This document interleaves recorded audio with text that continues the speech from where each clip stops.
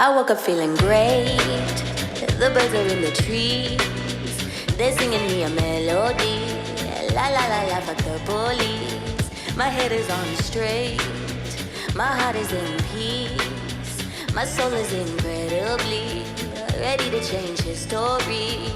It's a good day to fight the system. To fight the system. It's a good day. It's a good day. We're never gonna stop. We're gonna make it count. When one of us is tired out, the other one will hold it down. We're gonna spread the love. We're gonna spread it around. We're all over the city now, and way down in the underground. Come on. To fight the system. To fight the system. It's a good day. It's a good day. To fight the system. To fight the system. It's a good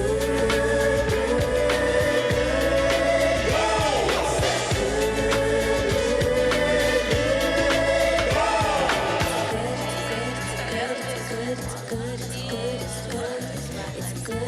To fight the system. It's a good day. It's a good day. To fight the system. To fight the system. It's a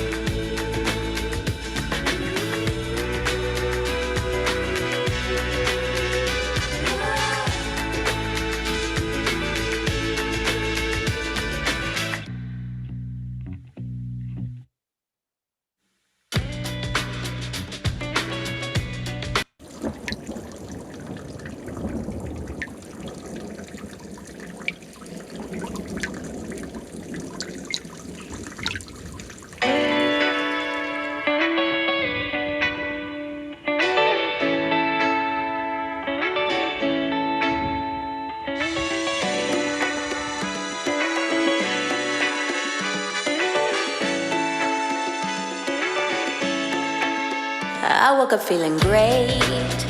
The birds are in the trees. They're singing me a melody. La la la la, fuck the police. My head is on straight. My heart is in peace. My soul is incredibly ready to change history. It's a good day to fight the system. To fight the system. It's a good day. It's a good day. We're never gonna stop. We're gonna make it count.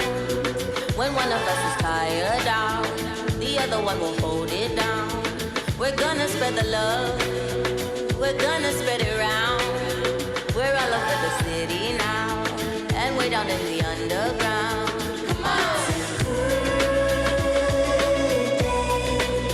To fight the system.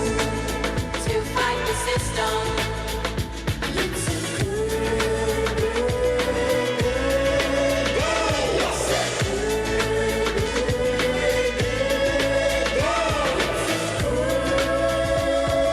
day. To fight the system. To fight the system. It's a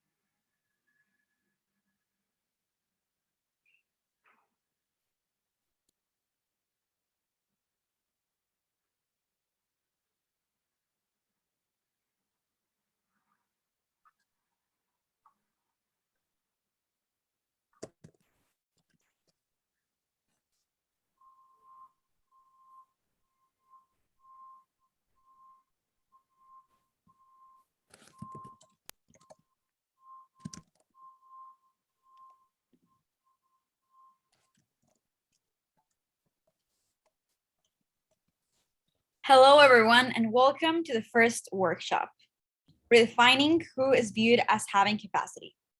The We Trust Youth team could not be more excited about welcoming you all to this call that we are hoping will be very productive and will set the basis for the next 6 weeks of work towards building spaces that are more youth inclusive and that in consequence make our work better. Hilal, next slide, please. So before starting with all the content we have prepared for you and the different dynamics that we'll be going through today for working towards problem solving, we want to have an icebreaker. Now, before starting with the icebreaker, we need to thank all the people that have supported the We Trust Youth and without whom this workshop would not be possible. First, we want to acknowledge the 5 core members of the We Trust Youth team, which are YYPN, Green Girls Platform, Copero Zambia, IYAFP, and Choice. Thank you.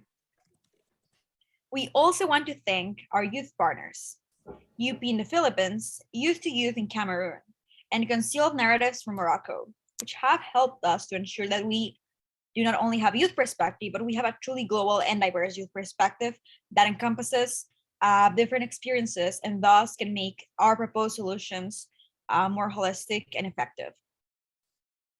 We would also like to thank our ally partners, ECFG and Gender Health and Children's Rights Innovation Fund, who have supported us throughout our process and have helped us make sure that we build a truly safe space for donors, INGOs, and our youth partners that can promote effective problem solving. Finally, we want to acknowledge our supporters, FP 2030 and UN Foundation, without whom our work would not be possible. Now, after this, we are going to our icebreaker, where we want to introduce each other and start to set the basis of dialogue that is honest and open for us to be able to work effectively. We're going to be dividing you in breakout rooms of 3 to 4 people, and we're going to ask you, I'm putting this in the chat in a moment, to mention your name, organization, and country, and answer the questions. What brought you here today? And what are you hoping to share or learn about today? Just copy the questions in the chat, you'll have them there. And yeah, without further ado, please team, help me open the breakout rooms.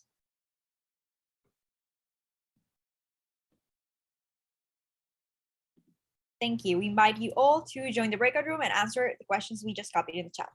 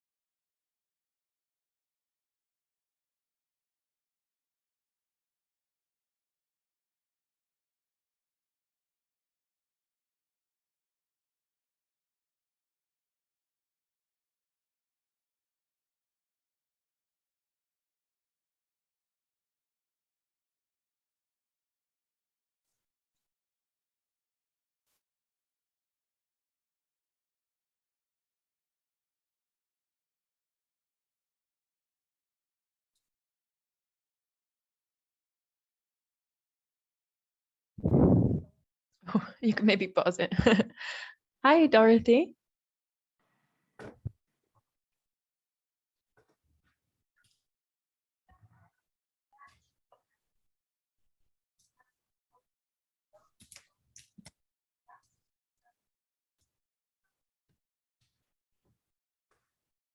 Welcome back, everyone.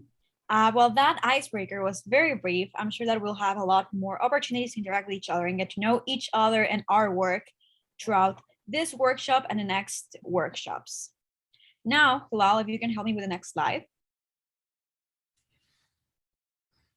Okay, before starting to work, we just want to, in case you couldn't assist to the meet and greet, remember the norms that we had stated that we would be working upon. There are main three norms, which are respect and value all experiences, impact over intention, step up, and step back.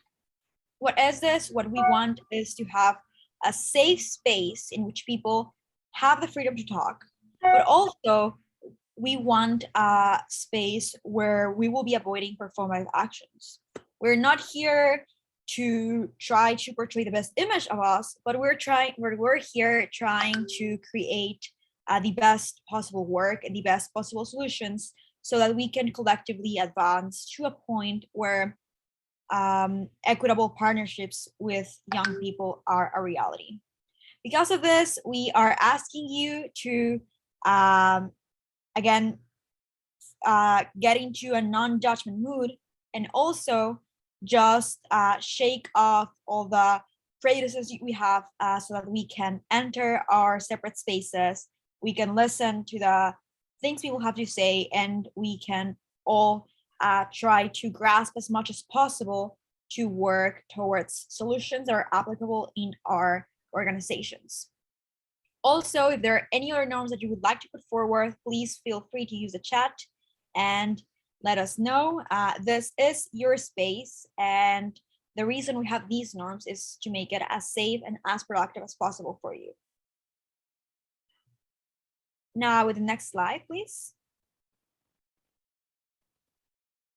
Okay, so after we have established norms that we want to be working upon, we are going to be speaking about what is it that we are going to be working on. As we have mentioned multiple times, our objective here is to keep things practical and to leave here having achieved specific things.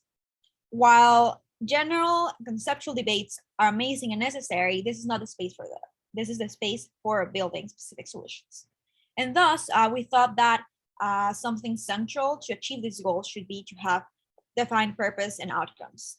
The purpose for this workshop one is to redefine capacity and value centered in the power of young people and their outcomes and their communities. We believe that through this redefining, we will be able to set the basis for the work that you need to do inside your organizations for the next 6 weeks that we're going to be speaking more about. And then, as the outcomes that we want to achieve with you after we live this goal is to gain an understanding of how you can build your own capacity to better work with young people, and to restructure your capacity building support to better reflect what young people want and need. Thus, after this goal, we should leave with very clear building blocks of what to do to take some steps towards equitable partnerships and safe spaces for working with youth. Next slide. Now, as part of introducing what we're going to be working on, we're going to be speaking of what our fundamental problem is. So our fundamental problem, we can define it as those viewed as having valuable skills and capacity are often the least directly connected to young people or their communities. So we have a clear gap here between those who are making decisions, those who organizations perceive as having capacity and having skills, and young people that are working on communities. And to continue on why this fundamental problem exists and what it is significant, I'm going to invite Joy and Faith to have a small dialogue with me and share their experiences on this. So first, Joy, I'd like to ask, as part of the We Trust Youth team, what do you perceive this problem exists, and what are your thoughts on it? Thank you so much, Mariana. As a young person, I know what it's like to be in a room, to be in a capacity building session where your capacity is being built upon something that you did not ask for, or maybe something that you already know. People telling you that they're strengthening your skills, but then they're not the skills that you actually need. So it is the part where you're trying to ask, trying to get capacity from people that already have the capacity. So for this one, I think when you're dealing variable skills of the capacity of young people, there has to be something that is coming from young people, not something that is just perceived to be the need for young people. So this is a major problem that young people are facing, but then it's something that donors and NGOs are not willing to address. I don't know things. What can you add to this? Thank you. Now, Faith, would you like to give us some input also on your thoughts on this problem? Thanks, Mariana, and hello, everyone. Well, I think just as Joy has mentioned, as a young person leading an organization in Zambia, one of the things that I've noticed is that even when it comes to assessment of capacity for youth-led organizations such as Copper Rose and others, usually the assessment is based off, it's almost like a smaller version of a bigger ING or a bigger organization. So you find that you're being asked whether you have small things like how many signatories to the bank do you have, and how many years of external audit do you have, and things like that. And these things become a bit difficult for an organization that started 3 years ago to have in place immediately. And instead of focusing on grand capacity building activities which are not tailored to the youth-led organization, it then tends to be a mismatch between what the organization actually needs and what the donor, or in this case, the person providing that capacity, is offering. So yeah, I think that's usually where the challenge is. Thank you. And I feel like very important points have been brought up. At the end, we're sure that the interest of everyone here is to make our work with youth better. The problem is that sometimes when we're trying to do that, structural problems or some priorities that we have regarding who has valuable skills and capacity get in between our objectives. And as Faith and Joy said, put obstacles in the collaboration that is supposed to happen between donors, INGOs, and youth-led organizations. The good thing is that we're here to work on that, and that now that we have established a very clear problem, we are ready to move to establishing very clear solutions, which is what the next phase is all about. Can you please give me the next slide?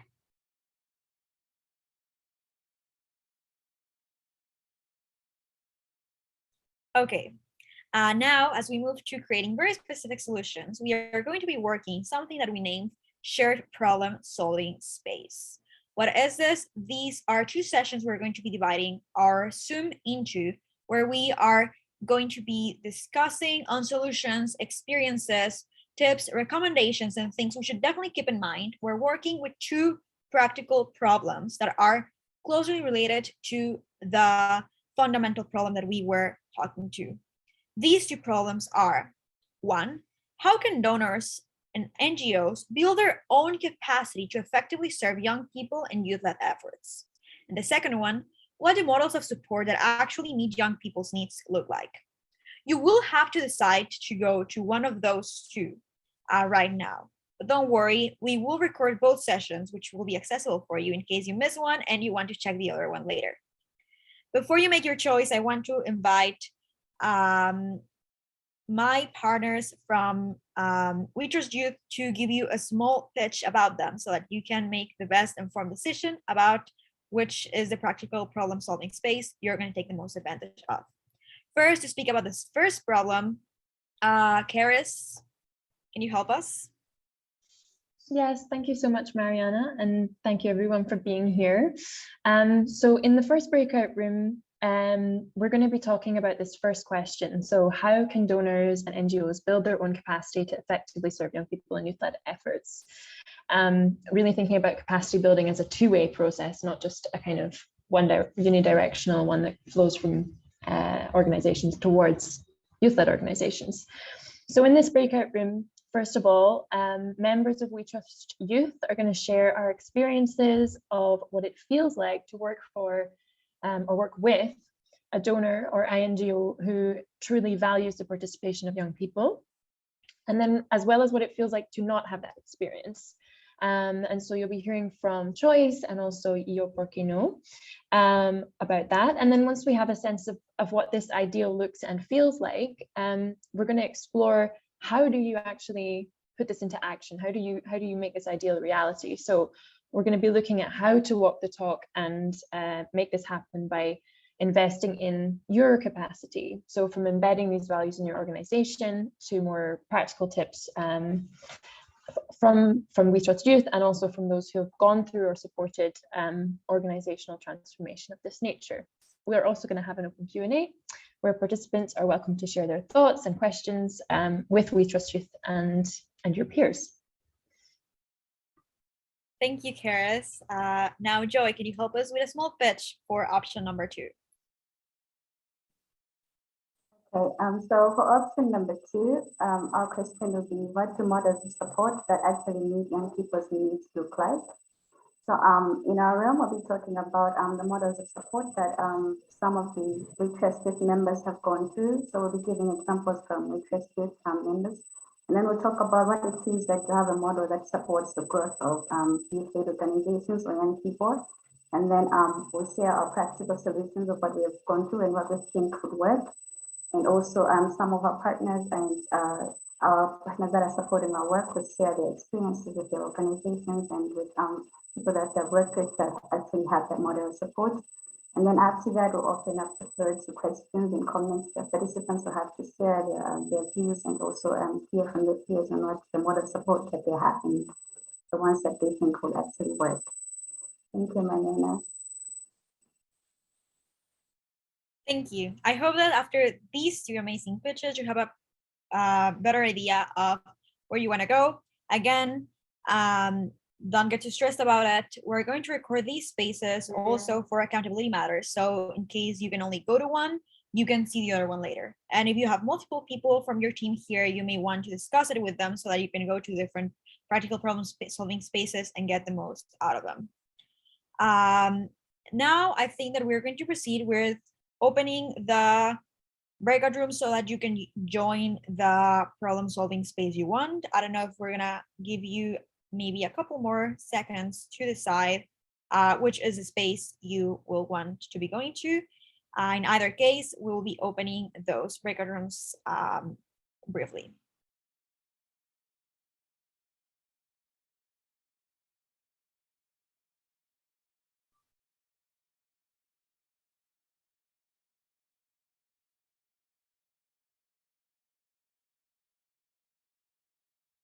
As you can see, breakout rooms haven't opened, so feel free to join any of those 2 options. We'll be waiting for you there.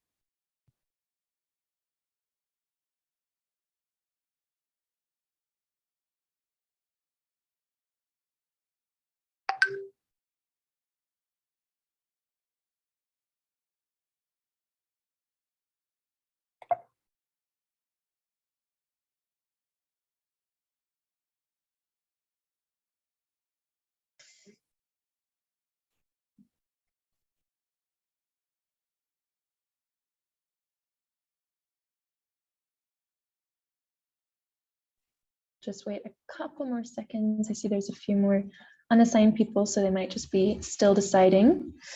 But welcome, everybody.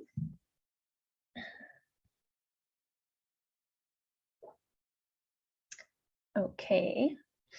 I think to make the best of our time, let's begin. So welcome to this shared learning space breakout room. My name is Karis Sterling.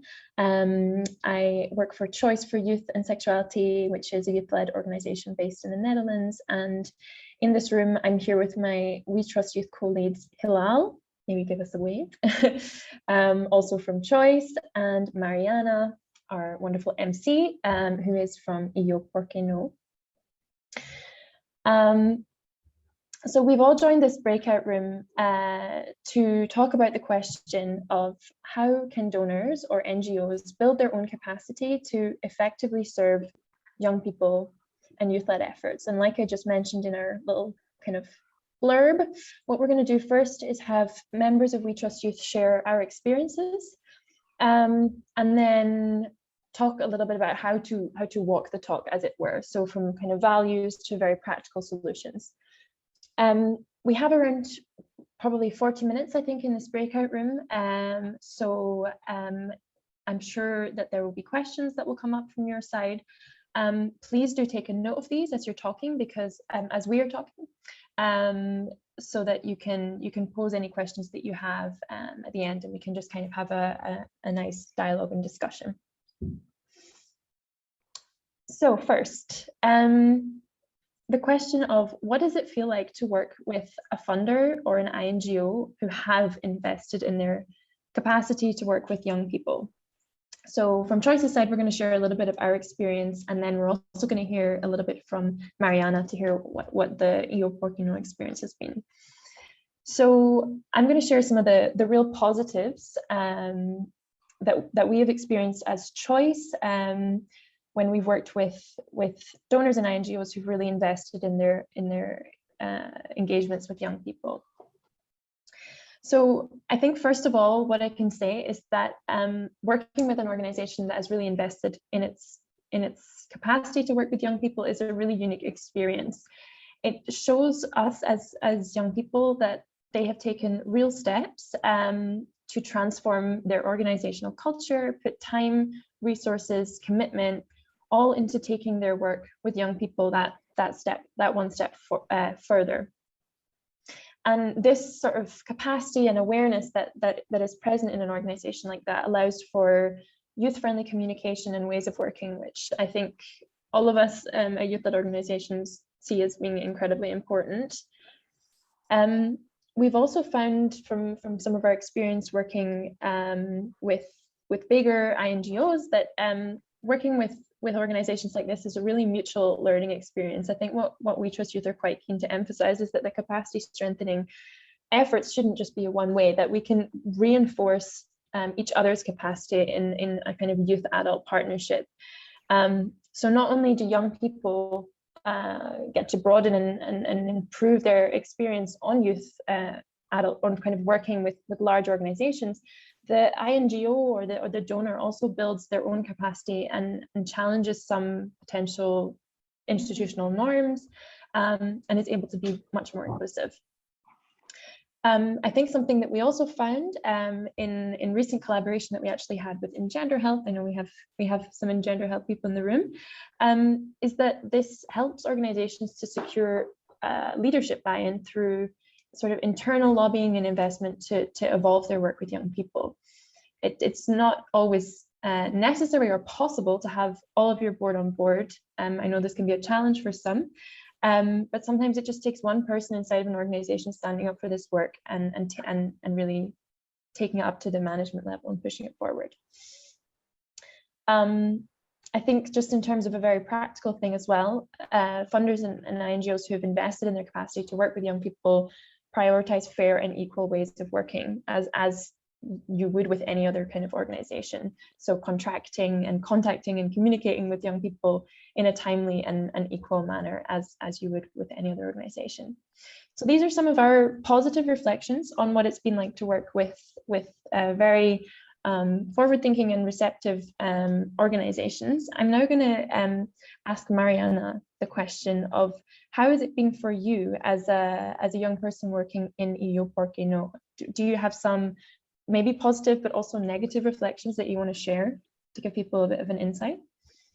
Yes. First, I think that you've covered a lot of important things and that we frame it very well, focusing on, yes, some problems that we have, but also where is it that we want to go to and what is the ideal for us.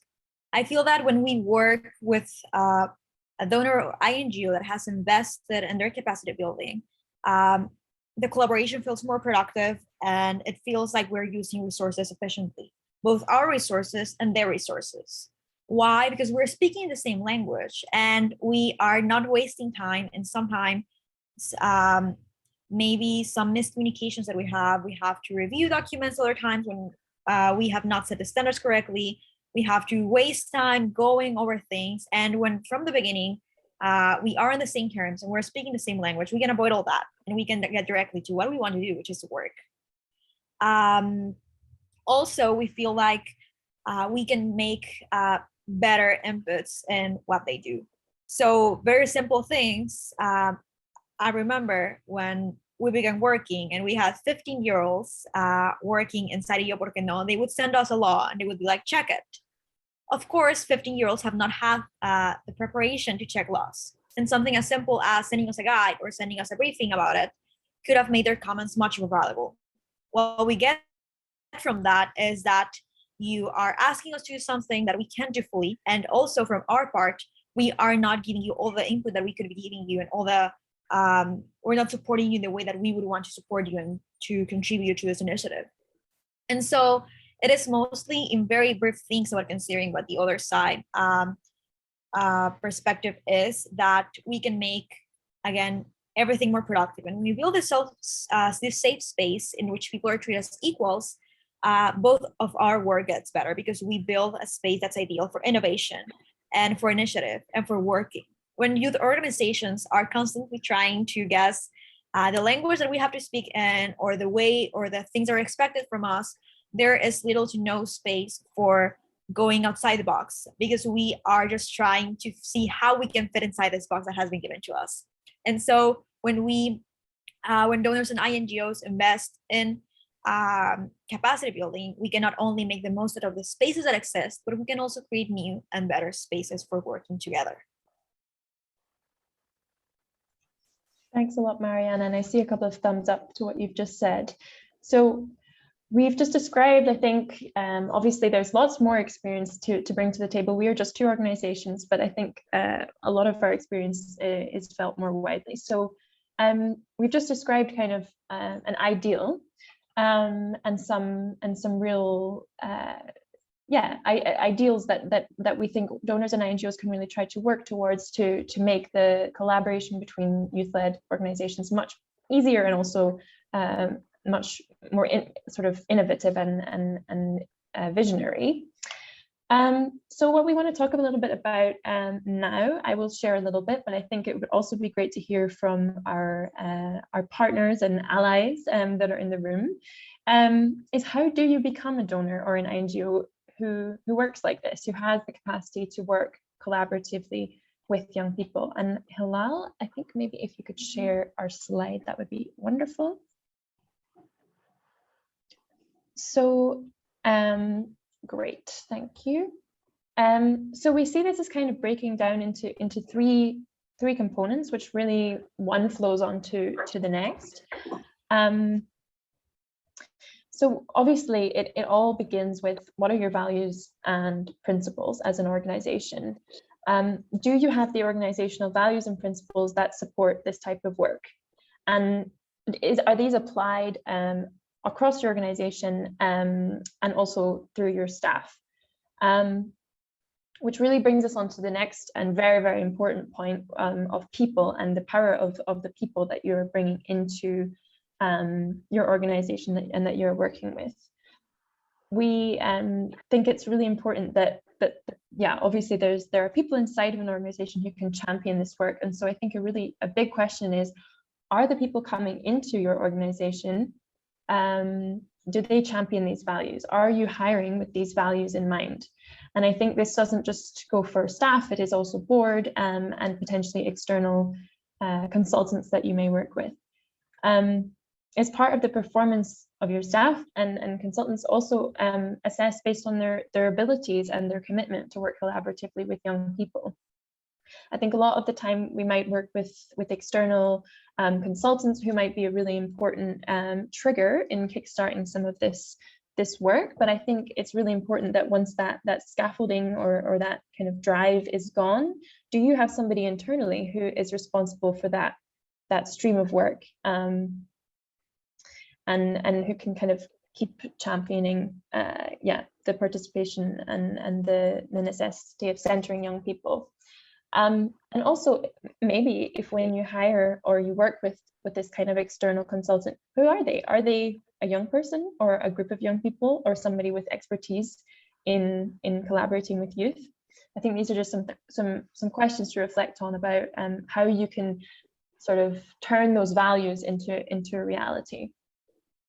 And then, of course, we all have to kind of see if this work is actually working, and if we are engaging young people in a non tokenistic way. And so of course that requires us to measure our impact. And so something that Choice has actually done, I know within Gender Health, is develop MYP, meaningful youth participation indicators to ensure that internal accountability and prevent tokenism. And I think when it comes to this monitoring, it's about not just seeing it as a programmatic thing, but also as a wider organizational thing. So in governance, leadership, and very pertinent to this call, grant making. So this is some of the reflections I think that we have had ourselves internally as We Trust Youth, and some of the conversations that we've had. I would love to invite some of the people that I know are in the room who've either supported organizational transformation like this, or who have been through it themselves. So I believe we have Ana Aguilera in the room from In Gender Health. Ana, if you are here, it would be wonderful to hear some of your reflections on the recent work that I know In Gender Health have been doing to work on trusting youth. Yeah, thank you, Karis.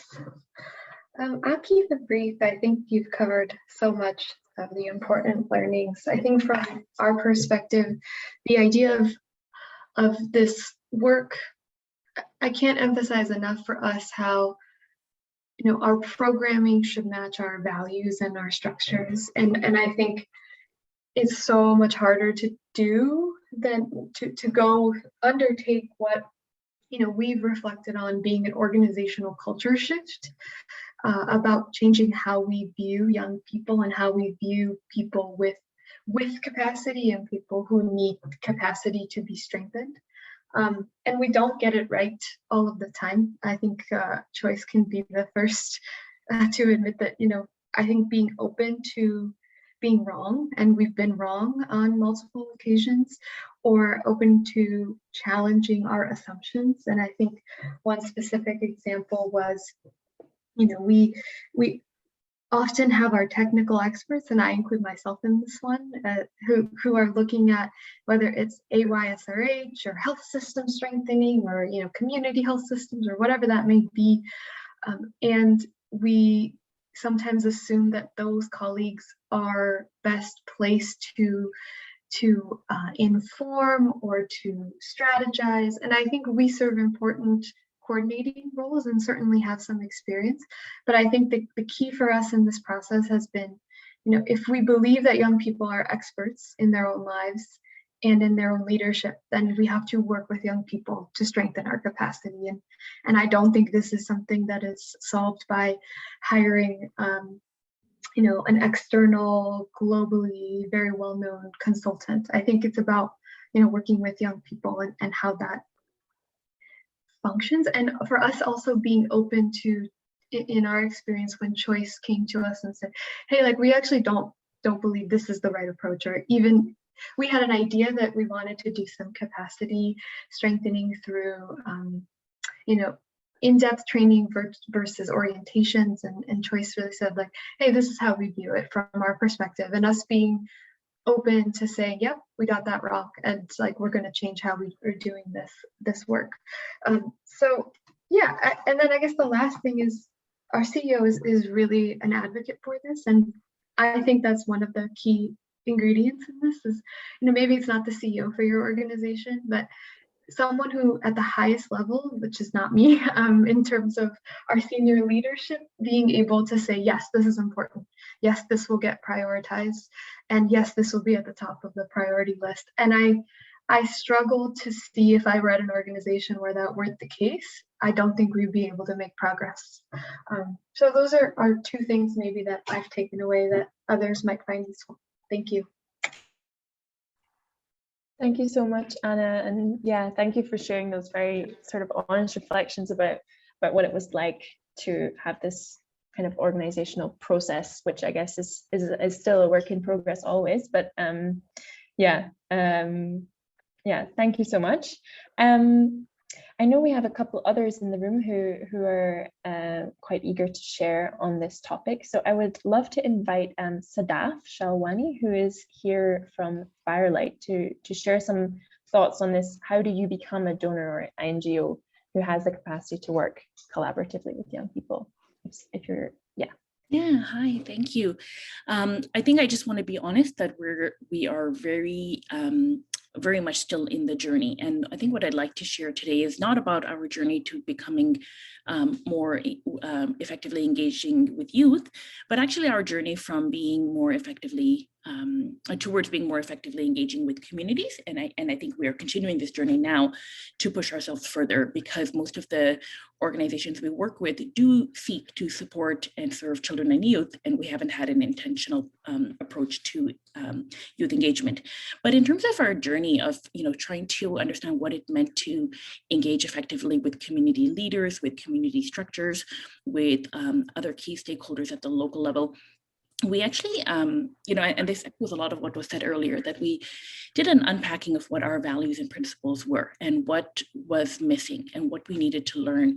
And we started on this sort of journey, what we called a learning journey, where we engaged with many of the community partners who we'd worked with over the last couple of decades, where we built up trust and relationship and really sat down to understand deeply, what has this experience been like for you? What does success look like for you? How can funders and international organizations more effectively support you, and so on. And the reason I talk about the journey is because it actually was this 3 or 4 year long journey. And what that meant is that it wasn't an external consultant coming and telling us you need to do X, Y, Z. It was us working within ourselves and humility, having the humility and vulnerability to be open in front of our partners to say, help us figure this out and move forward. And there were many different learnings through this process, but the one I wanted to share with you, it comes back to the question of how you measure your impact, or some of the challenges that were shared earlier around expectations, and it links back to the topic of today around capacity. A lot of the feedback that we got from our partners is that the traditional indicators that are used for effectiveness or impact or capacity are so they reflect so much what Global North funders and INGOs care about, but they don't actually reflect what it means to be effective in the community. So we were really challenged to redefine what success looks like. So for example, in Global North development and philanthropy, there tends to be a focus on, results, on reach and scale, maybe on cost effectiveness and replicability. And our community partners really said, yeah, these are important, but what's more important is having a community that owns its own agency, that drives action, that works towards meaningful and sustainable changes in systems and root causes. Similarly, when you talked about things like what does it mean to be an effective organization, we saw that in contrast to Global North development and philanthropy, that was focused more on, we tend to focus on indicators that make an organization seem credible or trustworthy to funders. So for example, the example of wanting 3 years of audited financials or robust governance systems. And community organizations who we partnered with and spoke to, for them, it was more important to look at characteristics that make an organization trustworthy to its community. And so for them, the emphasis was on the ways in which the organization engages with local stakeholders and systems, the organizational ethics and culture, the integrity of the leadership, the accountability to the community, and so on. So all of these processes, these learnings really challenged Firelight to reevaluate our own processes and how we select CBOs for partnership, how we evaluate whether a CBO is, and I use the word evaluate very loosely because we've really tried to move away from evaluation to learning. So I just wanted to share some of those reflections that for us, it's been an ongoing learning process, but it has been very much guided by community organizations. And we are really eager as part of this initiative, this challenge, to push ourselves further, to learn from and be guided by youth. I'll stop there, thanks. Wonderful, thanks so much, Sadaf, and I hope you can stick around because I'm sure there's probably lots of questions as well coming up in the crowd. So just a reminder to anybody who wants to ask the group a question to please note that down, because I think we'll hear from you in a second. But before that, I just want to quickly hear from Sheila from Elevate Children's Funders Group. Do you have some reflections on what's been said, maybe from the kind of more donor perspective. Yeah, absolutely. I am currently not a donor myself, but support the network of donors that are in Elevate Children Funders Group. And this is such a conversation that is centered in many of our work, in many of our bodies of work, in our research, in our working group activities of members around how do we authentically, intentionally engage and support youth in the work? And I think a lot of what I hear is thinking about participation methodologies, hearing a lot about youth advisory groups, or incorporating youth into decision-making protocols and things of that nature. And while I'm really excited about a lot of the various ways many of our funders are working towards those goals, I'm also left wondering, and I know many of our members are as well, of how do we really how do we shift towards direct investments into youth-led work? How do we move beyond just participation and really shifting the way in which we resource movements and ensure that we invest in the youth-led movements that are really making the change in our world today. So that's what's mostly on my mind, is how do we shift from a participation kind of model to thinking more about direct resources and investments into youth-led work. Yeah, I have some reflection questions on that, but I will pause there. Thank you so much, Sheila. And yeah, thank you to everybody who's kind of shared your insights. I think it's nice. We've heard a little bit from the INGO perspective and also the more kind of donor network perspective. So hopefully some of these insights are resonating with people in the room. So I think now we want to just, hopefully that's kind of sparked some thoughts, maybe some questions. So I just wanted to ask if there are participants who would like to ask some questions, either to the people who have spoken or also just more widely to this group, because this is sort of a collective problem-solving community. So, it's not just the speakers. Yes, I see a hands up from Mahim. Go ahead. Thank you so much. And Sheila, especially what you raised is something that we think about a lot. I'm with Grantmakers for Girls of Color. And I think what that makes me think about is like, how do we actually cede power? And how much power are we actually willing to cede if we really are intentional about youth leadership. And I think one of the questions that we consistently wrestle with is, what is the youth's work to do and what is our work to do? Like, how do we create structures that don't overburden them or place too much responsibility on them in a way that sometimes I think can mean that then we're not accountable. And like, what else are we offering to them to ensure that their participation is honored, not just financially, but also like, what else is it that we can give them so that this is an experience that is reciprocal and authentic, and that they don't feel extracted from? And so that is a question for anyone, particularly young folks or folks that are thinking about this. But I think I'm always like, I never want young people to leave an experience feeling extracted from, but it also feels like there's a tension between, especially these days, where I feel like our young people are just holding and carrying so much and feeling so much responsibility. And sometimes I think we don't do enough labor or understand the labor that it actually is required for us to hold them intentionally. Thank you so much for sharing that, and also for just raising that issue of the tension between kind of treating youth organizations as equal partners, but also not kind of burdening them and expecting things of them which are challenging to deliver as a youth-led organization. I'm wondering if anyone has any kind of thoughts or comments, maybe some of the young people in the room, maybe, who have had experience of this. If you want to add some thoughts.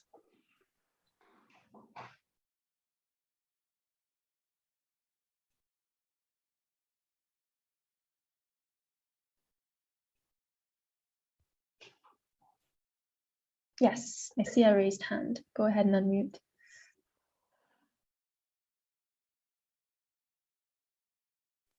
Okay, thank you.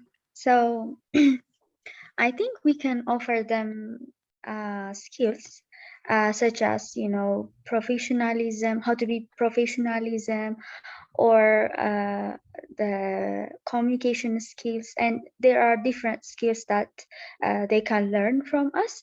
These skills which it can help them to grow and use that skill for their next career journey. So I believe it will be more effective and valuable for them, because I don't think they will stay with us forever. I mean, they will grow, and obviously they will be someday leaders, and they can, you know, make their own decision. They are obviously making decision now, but what I'm saying is they will be, you know, sitting in a different level after some time. So we can offer them skills. Thank you. Yeah, thank you so much for sharing. And I guess it's just that really challenging, you know, it's super important, and just the challenge of how do you do that without this kind of squeezing into a box, I think, as Mariana mentioned. I don't know, Mariana, if you have any kind of reflections on how that's been for you, like how to kind of be given the responsibility but without kind of getting squeezed in that way. I don't know if you have any thoughts. Yeah, I feel like for this, it's also very important to build a safe space before starting to work, where everything is put on the table, and also young people have the availability to ask questions, the possibility to ask questions, especially. And I mentioned this because when we started working, we were very, very young. And so now we may know some language, we may know how things work, but we were working for the first time with donors and NGOs, we were maybe 16. And so the challenge that we had is, I'm going to give a very, very basic example. I don't know if you've ever been in a class with a very bad lecturer, where the lecturer may ask if you have any questions every 10 minutes, but you cannot ask about anything because you've not understood what's going on. So you don't have the ability to ask questions. And I feel like that's something key. Give young people the tools necessary to be able to ask you questions face to face. So this goes from the language that we're going to be using. What does this mean? In which terms do you want me to be putting things? In which way should I be making things better, etc. And also just creating this relationship of, again, equitable partnership, when you can speak to each other without a fear of being perceived, because that's a problem, and that's what young people face. You cannot ask questions a certain way because you're afraid of being perceived as not qualified, as being insufficient. And so we should build a space in which we acknowledge that young people have different experiences as donors and NGOs, and asking questions and admitting and acknowledging that they have different experiences and they're not used to these spaces does not mean that they don't have certain capacity, because they have the capacity to work in the spaces they've been working in, and they're experts in that. The ones that are experts in working with donors and NGOs are donors and NGOs. And so when we have this acknowledgement, we can create a relationship in which both parties can benefit, and also both parties can learn from each other and can work better with each other. Thanks so much, Mariana. And I think, yeah, like the information, the sort of equal information being such a big part of that. So yeah, a clap from Anna, it's clearly resonating. yeah, so that you do have the capacity to ask questions, because if you're not informed about what's going on or what your participation looks like, then asking pertinent questions is going to be really difficult. Anna mentioned something she's learned is always to ask and never assume what capacity needs to be strengthened or what is too little versus too much, because she's been on both sides of being a young person getting asked to do too much, but also is now representing an NGO who works with YLOs. So lots of really good thoughts. Are there any other questions? I think Sheila, you said you had some critical questions you wanted to pose. Yeah, I was just wondering, I was taking some notes along the way, and because I think you were the first one to share it, but additional components came up around of like, you can tangibly feel the difference when you've worked with an entity, an organization that has built their capacity and how to work with youth and those that have not. Do you have a sense of, particularly as many of those on this call are likely thinking about, gosh, how do we fall into the bucket of those that have built their capacity? What are some of the things that you think those that are doing a good job or building their capacity have been doing, have been learning about, have been testing, trying, experiencing? Yeah, I'd love a sense from your perspective of what you see as making a difference. Thanks, Sheila. I think that's a really great question. I know I shared a few things, so I think Mariana has a hand up because I think she has lots to share. Mariana. Yes, I think we mentioned that the best way to know which should be worked on is asking youth. But how do you effectively ask? Because that's another thing. If you only ask me, hey, what should I do? I can give you some standardized things. Maybe that's not what you need specifically. One of the best practices that I've seen on this is once I was invited to one meeting with the staff. And this is something that I feel like it's a huge area of opportunity, because sometimes INGOs and donors build spaces to consult on young people, but what they do is maybe they make a focus group, you bring someone, they make a document of things that were said, and they put it in a desk somewhere so that people can check it if they need to.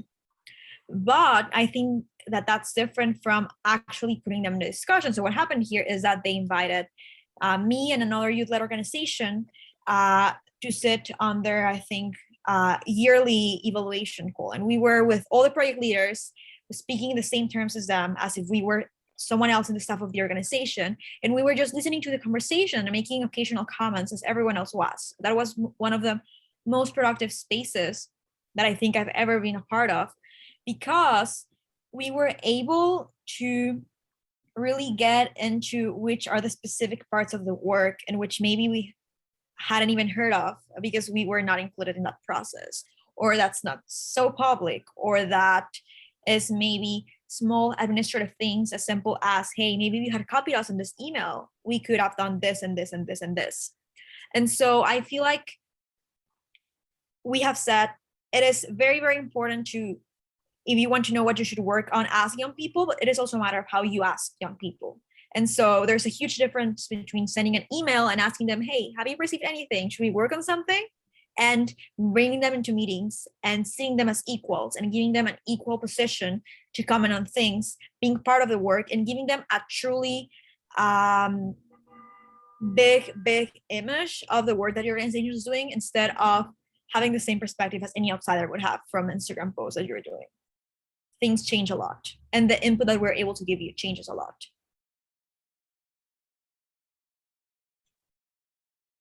Thanks a lot, Mariana. And I see that's resonating with Justin in the chat. Yeah, thanks for sharing that. I see we have 5 minutes left. So are there any other burning questions from people in this room who want to ask while we have the young people, but also the organizations who've kind of been through this process? Any final questions?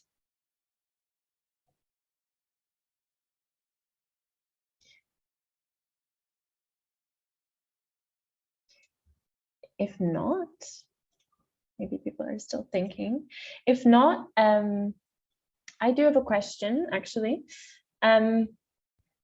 So we talked a little bit about how having like the right principles and then that feeding into having the right people in your organization is really important. And Anna, you mentioned that the fact that you have like leadership buy-in is really, really central to the fact that your organization can kind of like further this commitment to young people.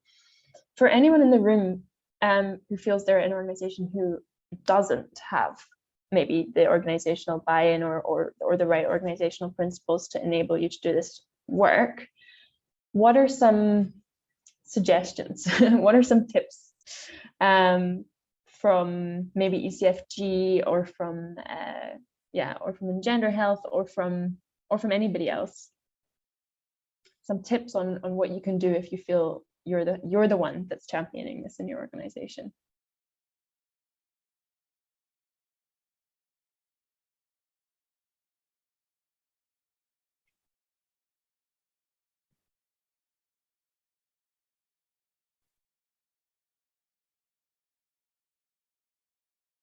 Maybe it's a very big question. Justin says, always bringing young people on board, listening to their opinion and incorporating their perspectives into the broader view builds capacity. So yeah, I think like Anna mentioned, like always sort of bringing young people into the process. Some reflections that We Trust Youth had, which I think maybe speak to this question, are that the first thing can be to kind of conduct this values and practice clarification, I think, which Sadaf mentioned. To see where your staff's blind spots are currently can be a first step. Alice also says that they've used at Rutgers team building activities to establish joint values and trying to have practical outcomes from those to make it more tangible. That's super interesting. Maybe there's time in the other breakout room to have more of to expand on that, Alice. I think that's a really nice point. I think another thing which we've discussed a bit as We Trust Youth is really, like we've all kind of heard already, is sort of exchange this learning, giving YLOs the space to work with you and understand how they work, that it's different from how you do, and what can you take away from that. I think, again, like a very simple thing about bringing people into your organization is simply adding questions about values and experience of working collaboratively with young people into hiring and partnership agreements and interviews, job interviews, descriptions and reviews and things like that. You know, are you asking those questions? That's also quite a simple, but I think useful way of gathering if the people in your organization are going to uphold this. And then I think a final thing for us is just really not bringing young people in at the end of something, really kind of putting them at the center from the start, because it's all fine and well to kind of have a feedback at the end of a process or kind of consult with people once something's been fully formed. But I think partnering with youth-led organizations early, before even the program cycle has kicked in, can really help not only value the young people, but also reinforce the capacity of whatever organization it is that you are, who can, yeah, just strengthen the process enormously and make it much more meaningful for the young people involved. So I think we're nearly at the end of our breakout room. I think we have maybe 1 or 2 more minutes. Are there any final reflections from anyone that you would like to share, or any burning questions that we haven't managed to get to that you want to just kind of note down and we can maybe revisit at a later date?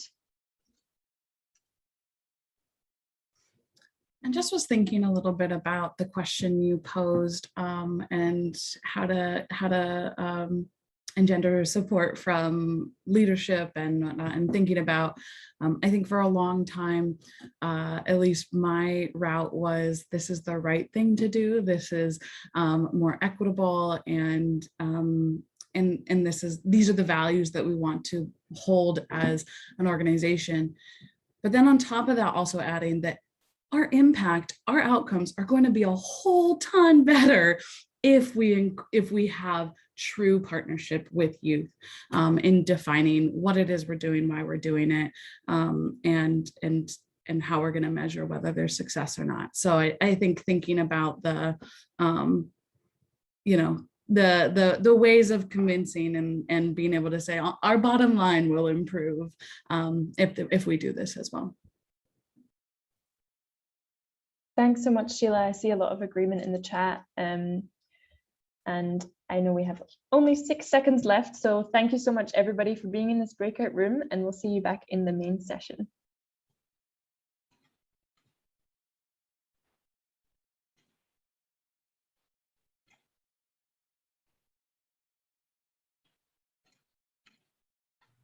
Welcome back, everyone. I hope that we had some very productive problem-solving shared learning spaces. I can speak for the shared learning space number 1. I think that we had great discussions, great inputs from different people inside our calls that I'm positive will be very helpful once we leave these workshops and we start working on our solutions. Before anything, I'd like to ask everyone to please edit your name in the Zoom to include the name of your organization. So for instance, I would do Mariana Reyes, We Trust Youth.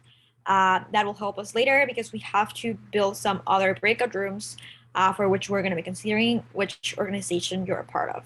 So please, if you're able to change the name of your Zoom user to include your organization. Now, after the great discussion that we had, we're going to be starting a 5-minute break. And when we come back, we have another separate space prepared for you that I'm going to explain later. So again, we have 5 minutes. We can be expecting to come back at 12:17 so that you're ready to continue with our work. Thank you, everyone.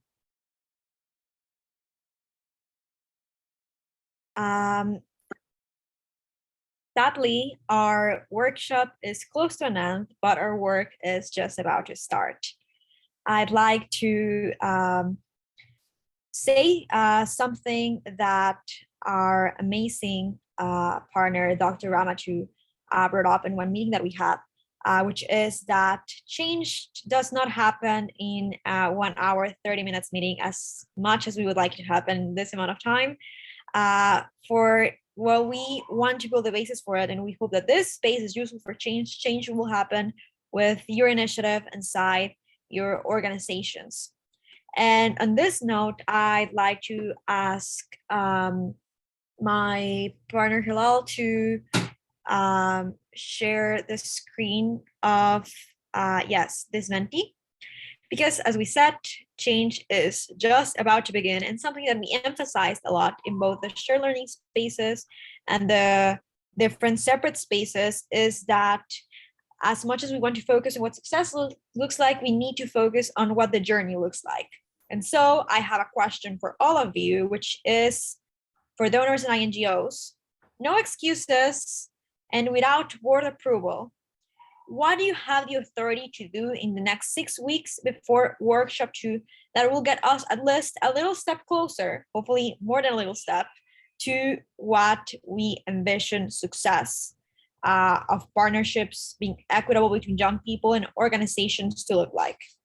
Again, please enter the Menti. I believe that the code has just been sent to the chat and we are going to be waiting for your answers. Remember that these answers are completely anonymous. So again, we're just encouraging you to have a small moment of brainstorming based on what we've discussed, what is it that you can do in the next 6 weeks, independently, without your board approval, that will get us at least a step closer to what we envision success looks like. We have a first answer, which is meet with my budget officer to define a salary band for youth partners. That's amazing. Again, a very simple, but still extremely meaningful action. We'll give you some time to start putting all your different responses. So while you give your responses, I want to give the word to the amazing Dr. Ramatu, who has helped us a lot throughout the process and who is the executive director of the Children's Rights Innovation Fund. Please, Dr. Ramatu Bangura, who has graciously offered to collaborate with the Research U team, give us your closing remarks and reflections on the workshop that we just had. Hi, everyone. Thank you to this amazing team. And I'll just share a little storytelling just to kind of help ground us in this. So I kind of came to connect with the We Trust Youth work. In part, I was asked to kind of help them think about, how they would facilitate this space. And it was really clear to me very early on that the space was already well facilitated. The ideas were there, the work was there. And to be honest with you, what they needed was kind of some insight into how powerful it could be when young people are driving a process and what it kind of will take to move this along. And so what I offer to you all is people that are within institutions. And I try to remind myself really regularly that I am a person within an institution. I am not an institution. I am a person with my own political beliefs and political ideals within an institution, but I am still not that institution. And so what we want to remind ourselves is that we hold our own commitments and that our roles, if we're fortunate enough, our jobs, our titles, are vehicles to get to that political commitment. And so many of us are here because we have a commitment, and it is a political commitment because it deals with power. It is a political commitment to young people. And sometimes we can get, if we believe ourselves to be our institutions or of our institutions, we believe we're kind of bound by the limitations of that institution. But if we're clear about our political commitment to young people, then we understand that our role is to, as someone privileged enough to be in that institution, is to move that institution. And that moving of an institution is actually more difficult the more powerful you are. So if you are the executive director or the director, board chair, it's really difficult to shift a ship. But there's a lot of power in being the person that helps build and design programs, that person that's there to, do the budgeting, to help think about the fiscal policy, to help think about fundraising. There's a lot of power in those roles to shift how an organization works. And oftentimes what we do is we make that shift. Maybe we ask permission later. And then when that shift is successful, and we know it will be because we believe in the power of young people, then we can say, look at what we did as an institution. Aren't we wonderful? And sometimes it's that level of savvy that we need to bring to bear to the work we want to see happen. And so we invite you here to share these commitments. And there's no commitment too small. We don't get places by big steps. We take small to medium steps and it gets us to where we're going. And so we invite you to be committed, even if it's your personal commitment. Maybe you're not at a point yet where you can move your institution, but you can move yourself. You can move how you engage. You can move how you talk to people. You can move within your purview. And so we invite you to do that. And I see some really great ideas already being populated. A lot of what we do as institutions happens in HR and finance. And to the degree that we can move that, we can move quite a bit. And so that's where I will leave you all. I think the other thing that I always encourage everyone to do as political beings, as political actors, get with your people. Be allied with folks that are trying to do the same thing you're trying to do. Connect with them, strategize together. The way that CRIF is able to move money to young people within a fiscally sponsored setting is that we partner with our friends at Purposeful to help us move money to young people because they are able to do so, not because the laws say they can or can't, because the reality is many of the ways that our policies and our institutions are custom. They are not law. There are things that we've become accustomed to doing. There are things that we do because we don't trust the people that we're funding. And so we have to build in trust, an ability for our boards and our institutions to feel like they can trust where the money is going. So many of our practices are not law or required by auditors. They're oftentimes our customs. And we build them and we make them so rigid that then we act as if we can't move or change anything because they exist. And so we also invite you to really think through what is customary in your work and what is legally required in your work. And I think one of the things that Purposeful and Within Four Girls does really well is they made it very clear what's customary and what's required. And once you're clear on that, you find that you can actually move money to young people. And so we invite you just to challenge yourselves first. And that challenge to yourself will allow you to challenge your system, your organization, and your institution. And we're really excited to follow up on that. We're really excited to be accountable, not as a way of calling each other out and hold it, but really as a way to invite each other in and to partner and to strategize together and to think about what have I not figured out how to do in my institution that another institution can help me do. And to think of ourselves as a collective space, as a movement of sorts, to shift these sectors that are so critical to the leadership and the well-being of young people. So I invite you to continue that thought process, continue that work, and make a friend, find a person that can help you be not only accountable, but can help you plot, plan to move things along. So thank you so much for joining us. Thank you for those amazing words. We're just saying, we're tearing up a bit. Again, great closing. And just to end with this, I'd like to remind you that in 6 weeks, we're going to be seeing you. And again, for another workshop, and we're going to be reaching out to see the progress you've made. We hope that a lot of amazing progress will be achieved. For workshop 2, we'll be focusing on who decides and what collaborative decision-making looks like. Please keep checking your email because you're going to be hearing more from us in these 6 weeks. And feel free to stay. We're going to be here for a while. In case you have any additional questions and you want to chat in a more informal way, we can do that. And our email is always open for any other questions, comments, feedback, ideas you may have. Thank you for this space. We have very proactive discussions that I'm sure are just the beginning of some very meaningful solutions that will be happening inside our organizations. So I hope you have a great rest of the week and see you later.